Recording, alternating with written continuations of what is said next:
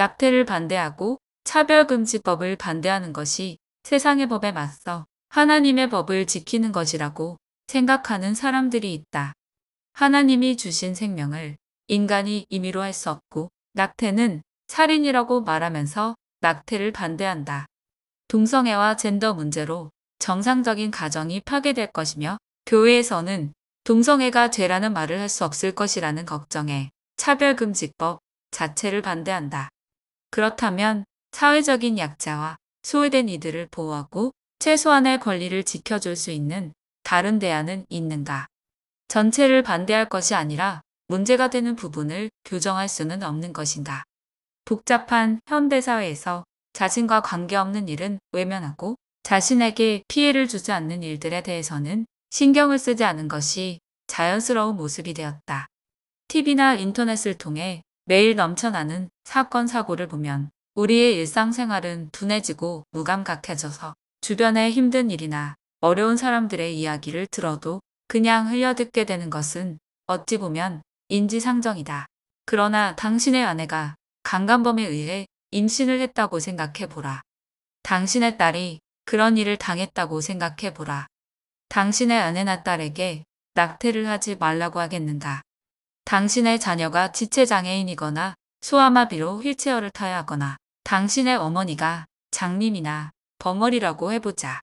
당신의 어머니와 자식에게 가해지는 차별을 금지하고 그들을 보호할 수 있는 유일한 법을 반대할 것인가?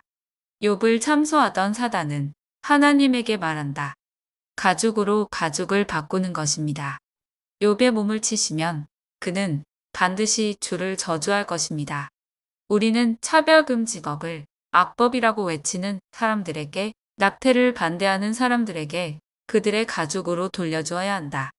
자신과 자신의 가족은 장애를 가지고 있지 않고 특별히 차별로 인한 어려움에 처해 있지 않기 때문에, 그리고 낙태에 대한 당사자나 가족이 아니기 때문에 그들의 아픔을 자신의 아픔으로 공감하지 못한다.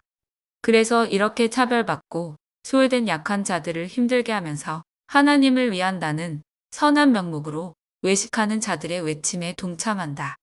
그러나 그렇게 반대를 외치는 사람들 대부분은 그런 어려움에 있지 않거나 그런 상황에 놓이지 않는 사회적 위치에 있다. 그리고 그런 주류의 외침에 찬성하지 않는다 하더라도 그것을 반대함으로써 받을 비난을 원하지 않기 때문에 침묵하게 된다. 2년 전에 브라질에서 이런 일이 있었다. 삼촌에 의해 6살부터 성폭력을 당하던 소녀가 10살에 임신을 하게 되었고, 카톨릭 국가였던 브라질 법원에서는 예외적인 일로 낙태를 허가하였으나 카톨릭 신자들이 병원에 몰려가서 소녀의 낙태를 반대하는 시위를 하면서 그리스도를 외쳐댔다. 이 장면은 현장에서 가늠하다 잡혀온 여인을 돌로 치려는 자들을 떠올리게 한다. 모세는 율법에 이러한 여자를 돌로 치라 명하였거니와 선생은 어떻게 말하겠나이까? 예수님은 말하신다. 너희 중에 죄 없는 자가 먼저 돌로 치라. 오늘날 예수님은 그리스도를 외치는 자들에게 어떻게 말하실까? 너희 중에 죄 없는 자가 그 불쌍하고 상처 입은 소녀를 먼저 막아라. 예수님은 가늠하다 잡혀온 여인에게도 죄를 묻지 않고 용서하셨는데, 이 세상 어느 누가 신의 이름으로 그 소녀의 낙태를 반대할 수 있을까?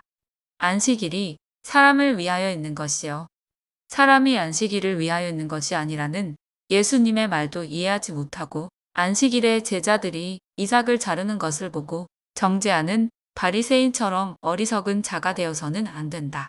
성경에서 강도를 만난 사람을 제사장이나 레위인, 즉 목사나 믿음이 좋다고 하는 사람들이 어떻게 행동했는지를 보면 그들이 약자들의 이웃이 될 수 없다는 것을 알 수 있다. 고아와 과부, 약한 자들의 이웃이 될 수 없다는 것은 예수님의 이웃도 될 수 없고 자신의 잘못된 신앙이 결코 자신을 구원할 수도 없다는 것을 보여준다. 그렇다면 왜 이런 무심하고 무책임한 자들이 하나님의 이름으로 잘못된 주장을 하는 것일까? 그것은 잘못된 신학이 전통으로 굳어져서 권위를 가짐으로써 그 권위에 순종했기 때문이다. 생명의 근원이 하나님에게 있고 인간의 어떤 생명도 세상보다 귀하며, 이러한 생명의 경외심은 원하지 않는 임신이라 하여도 사람이 함부로 할 수 없다는 결론에 이르게 된다. 급기야는 헤롯이 특정 기간에 태어난 아이들을 모두 죽이는 영아살인의 명령과 낙태를 비교하기도 한다. 그러나 어떤 생명도 세상보다 귀하다는 말씀은 육신의 생명을 의미하는 것이 아니며 영과 육, 둘 모두의 생명을 의미하며 그 중에서도 영적인 생명이 더욱이 세상보다 귀함을 말하는 것이다. 몸은 죽여도 영혼은 능히 죽이지 못하는 자들을 두려워하지 말고 오직 몸과 영혼을 능히 지옥에 멸하실 수 있는 이를 두려워하라고 예수님은 마태복음 10장에서 말한다. 그리고 낙태로 인한 태아의 죽음은 잘못된 원죄의식과 태아에 대한 몰이로 인해 육신의 죽음과 동시에 영혼은 지옥으로 떨어진다고 생각한다. 그러나 낙태로 인해 해를 보지 못하고 어둠에서 사라진 태아의 죽음이 우리보다 못하다고 생각할 이유는 없다. 차라리 죄 중에서 죽는 우리보다 낫다는 말을 기억해야 한다. 욥의 고백과 전도서 4장과 시편의 노래가 거짓말이 아니라면 어둠 속에 왔다가 빛을 보지 못하고 가는 태아가 우리보다 더욱 행복한 자라는 고백을 기억해야 한다. 그리고 죄 없는 태아의 죽음은 천국을 향한다고 나는 생각한다. 그리고 동성애는 죄며 잘못된 것이라고 말할 수 있는 권리가 주어져야 한다. 그것을 그리스도인들은 외칠 수 있어야 한다. 그러나 성소수자들도 자신의 권리를 주장할 수 있어야 한다. 그 둘의 주장이 합법적인 범위에서 다투고 주장할 수 있어야 한다. 우리는 자유의 법으로 심판받을 자처럼 행동하라는 바울의 말처럼 모든 자들이 죄를 짓든 선을 행하든 공평하게 자유의 법이 주어져야 한다. 인간의 자유로운 행위대로 하나님이 정의와 공의로 심판하실 것이다. 이렇게 모든 것들을 구구절절 말하기에는 장황한 이야기가 될 것이다. 인생을 살면서 스스로에게 이런 질문을 할 때가 올 것이다. 당신은 하나님의 편에 설 것인가? 아니면 가난하고 소외되고 버려진 자들의 편에 설 것인가? 둘 중 어느 하나도 선택할 수 없다면 당신에게는 아직 희망이 있다. 그러나 만약 하나님의 편에 서기를 원한다면 당신은 하나님도 모르고 자신의 이기적이고 맹목적인 신념을 믿음으로 착각하고 있는 것이다. 만약 가난하고 소외된 자의 편에 서기를 원한다면 당신은 진정한 하나님의 편에 선 것이며 성경을 통해서 보여주신 하나님의 마음을 알고 있는 것이다. 예수님은 양과 염소를 나누러 오실 때에 분명히 말씀하신다. 내 아버지께 복받을 자들이여 라와 창세로부터 너희를 위하여 예비된 나라를 상속받으라. 내가 줄일 때에 너희가 먹을 것을 주었고 목마를 때에 마시게 하였고 나그네 되었을 때에 응접하였고 헐벗었을 때에 옷을 입혔고 병들었을 때에 돌보았고 옥에 갇혔을 때에 와서 보았느니라. 어느 때에 우리가 이것을 하였나이까? 우리는 알지 못합니다. 너희에게 이르노니 지극히 작은 자 하나에게 한 것이 곧 내게 한 것이니라 하시고 왼편에 있는 자들에게 말하시기를 저주를 받은 자들아 나를 떠나 마귀와 그 사자들을 위하여 예비된 영원한 불에 들어가라. 너희에게 이르노니 지극히 작은 자 하나에게 하지 아니한 것이 곧 내게 하지 아니한 것이니라.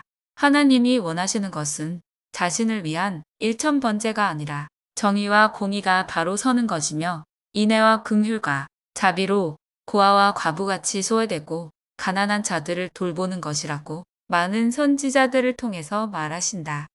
예수님이 작은 자에게 한 것이 내게 한 것이라고 말씀하시는 것을 듣고 또 들음에도 그 말씀을 있는 그대로 받아들이지 못하는 것이 이상할 뿐이다.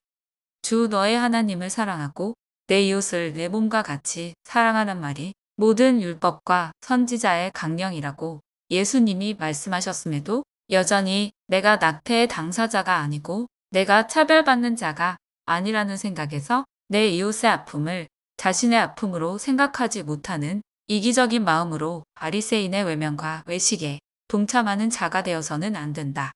나는 자비를 원하고 제사를 원하지 아니하노라.